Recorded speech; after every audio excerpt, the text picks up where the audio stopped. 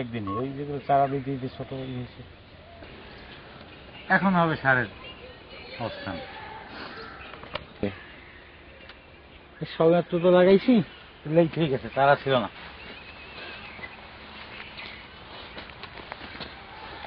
আচ্ছা, নেব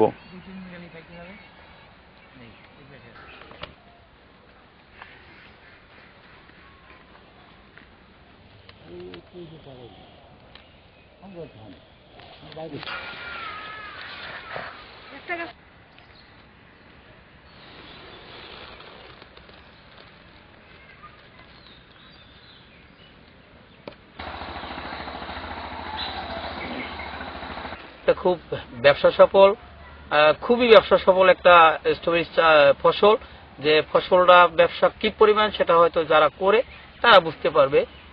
এবছর আমি আবার স্ট্রবেরি চাষ শুরু করেছি, প্লাস আমার সাথে সাথে দেখিয়া এই মাঠ দেখিয়া প্লাস এই ফসলের উৎপাদন দেখিয়া আমাদের এলাকায় আরো বহু চাষি আগ্রহ প্রকাশ করেছে এবং তারা অটোমেটিক চাষ শুরু করেছে।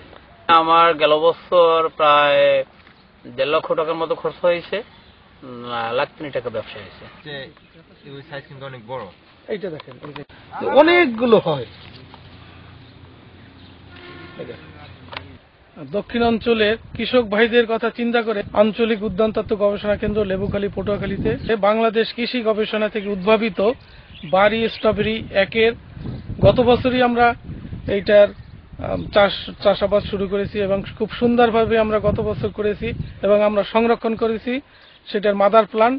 এবং এবছর আমরা ব্যাপক আকারে এই বাড়ি স্ট্রবেরি 1-এর চাষ করতেছি এবং আমি আশা করি এই দক্ষিণাঞ্চলে আঞ্চলিক উদ্যানতত্ত্ব গবেষণা থেকে যে বাড়ি স্ট্রবেরি 1-এর যে চারাগুলো কৃষক ভাইদের চাহিদা পূরণ করতে সক্ষম হব। হয়তো এবছর না হলে আমরা আগামী বছর আমরা চেষ্টা করব যে এই অঞ্চলে কৃষক ভাইদের জন্য বাড়ি স্ট্রবেরি 1-এর ব্যাপক আকারে চারা করব এবং কৃষকদের যে চারার যে সংকট আছে সেই সংকট আমরা মোকাবেলা করতে সক্ষম হব।